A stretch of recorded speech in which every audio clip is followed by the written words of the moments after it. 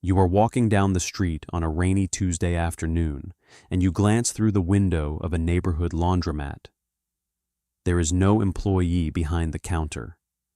The machines are spinning automatically, taking in quarters and credit card taps while the owner is somewhere else sleeping, traveling, or spending time with family. You watch that scene and you think the exact thought that the internet has been selling you for the past 5 years. You think this has to be the ultimate passive income business.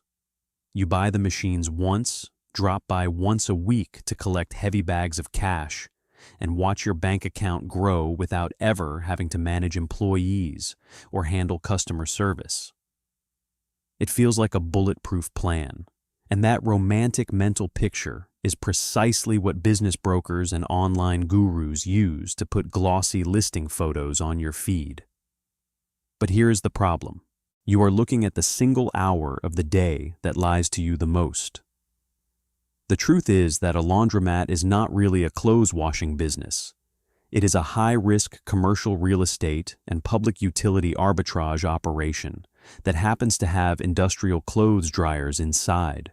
And the moment you understand that distinction, everything about how this business actually makes money and how it quietly bankrupts owners without anyone noticing starts to make terrifying sense.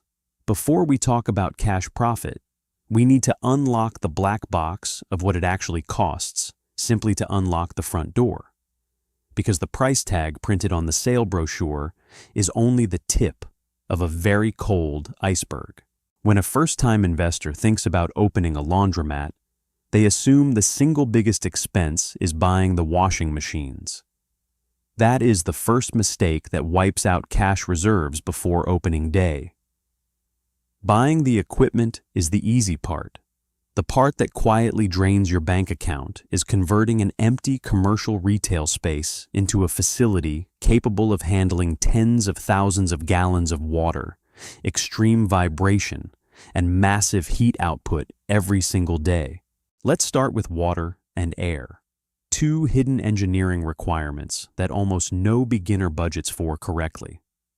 If you are setting up a store with 20 commercial washers and 20 gas dryers, you cannot simply hook your plumbing into the standard municipal water line. Cities and local water utilities charge what the industry calls a tap fee, or a utility impact connection fee. Depending on the city, local water authorities demand an upfront one-time payment before you ever open the doors, ranging anywhere from $15,000 to over $80,000 just for the legal right to connect a high-volume pipe to the main city line. That money disappears before you wash a single pair of socks. Next comes the water heating system.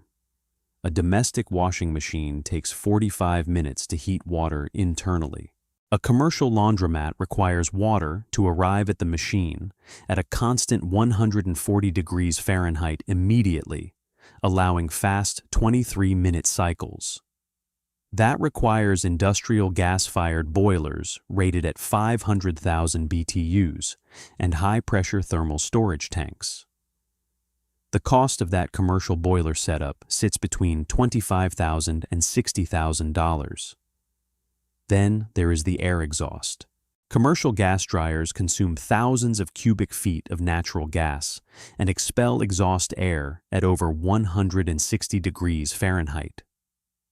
If your ductwork is not custom-built out of heavy-gauge galvanized steel with precisely engineered diameter tolerances, the heat buildup makes the indoor temperature inside the store soar past 105 degrees Fahrenheit on warm summer days. Customers will walk out within 3 minutes because the room feels like an oven. Rebuilding a non-compliant commercial HVAC exhaust system in a leased building easily costs between $20,000 and $45,000. Add to that the structural reinforcement of the concrete floor slab. Commercial 60-pound extraction washers spin at over 800 RPM during the high-speed spin cycle.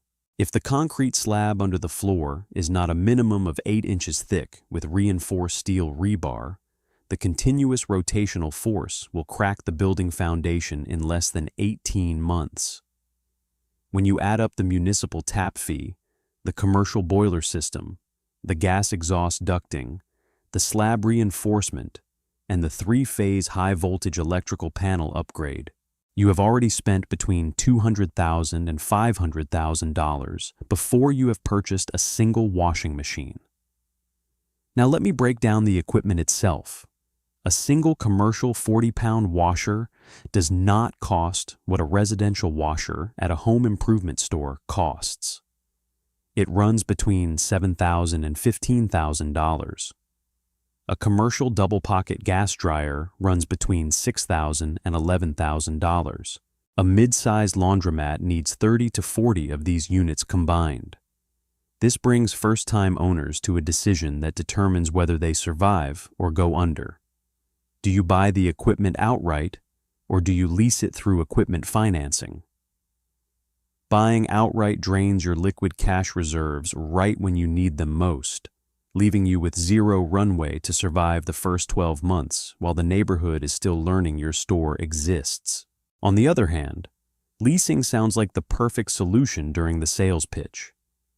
The manufacturer sales representative shows you a monthly equipment lease payment of $3,000, promising that incoming customer volume will easily cover it. But here is what they leave in the fine print. Commercial equipment leases carry implicit interest rates that often range between 9% and 14% annually. Over a 7-year lease contract, you end up paying nearly 60% more than the equipment was worth. Worse yet, commercial equipment leases are backed by personal guarantees. If customer volume drops during the slow summer months of July and August, the leasing company does not care that revenue is down. They take the payment directly from your personal bank account. Let's put the actual monthly numbers together so you can see what real laundromat cash flow looks like. Imagine a laundromat bringing in $25,000 a month in coins, card swipes, and mobile app payments. On paper, $25,000 a month coming in looks like a thriving business. But let's subtract the real monthly operating expenses. Commercial rent and common area maintenance fees take $6,500.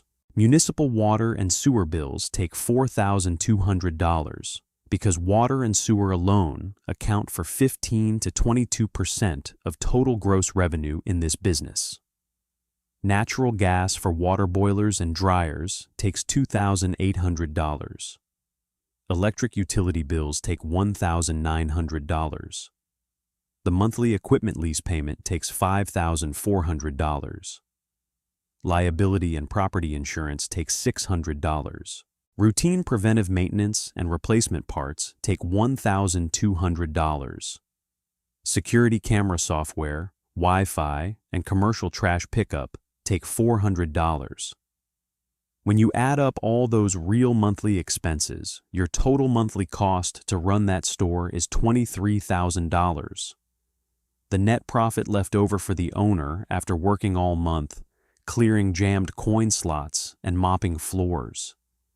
Exactly $2,000. If one boiler breaks or if the local water utility raises its rates by 8%, that $2,000 net profit instantly turns into zero or drops into a monthly net loss. When you study these numbers carefully, you realize that most small business owners do not fail because they lack hard work. They fail because they go into business carrying high-interest debt, hidden overhead, and toxic financing contracts that devour their operating margins month after month. If you are trying to clean up your own personal finances, eliminate high-interest debt, or fix your cash flow before taking on your next business venture, check out the practical method linked right at the top of the description at https. The Debit Elimination Method, Netlify.app. It was built specifically to show you how to strip away debt friction and regain total control of your money. So, how do the rare laundromat owners who get rich actually make real money? They do not make their fortune simply selling 23-minute wash cycles to walk-in customers. Highly profitable store owners use 3 specific strategies that online tutorials almost never mention. First, they build a commercial wash-dry-fold wash service. Instead of waiting for walk-in retail customers to fill the floor, they service local commercial accounts like physical therapy clinics, boutique hotels, pet grooming salons, and restaurants. By washing large commercial orders together in 80-pound industrial washers, their water cost per pound of laundry drops by 40%, while their revenue per machine hour doubles. Second, they use micro-demographic geofencing. Successful laundromat operators never build in wealthy suburbs, but they also avoid extreme low-income areas. They target specific middle-density neighborhoods where over 65% of surrounding housing units are older apartment buildings built without individual in-unit washer connections, within a strict 8-minute driving radius. Third, they leverage Section 179 accelerated depreciation tax law. High-income investors often buy commercial laundromats not for immediate monthly cash flow, but for the legal ability to write off 100% of the commercial equipment depreciation against their active income in year 1. A business owner earning $400,000 of taxable income in another company buys $400,000 worth of laundry machinery, dropping their tax liability close to zero while building equity in physical assets. Opening or buying a laundromat can be a powerful wealth-building vehicle, but only if you treat it with the cold numerical discipline it requires. If you enter the business believing you bought a passive cash machine that runs on autopilot, you will learn the hard way what it feels like to pay a $4,000 water bill in a month where revenue fell short of rent. The investors who succeed in this space are the ones who show up with enough capital to avoid high-interest equipment leases, who understand basic mechanical maintenance, and who know that real financial freedom is not about collecting quarters, but about protecting every single dollar of net margin against the hidden costs nobody warned you about.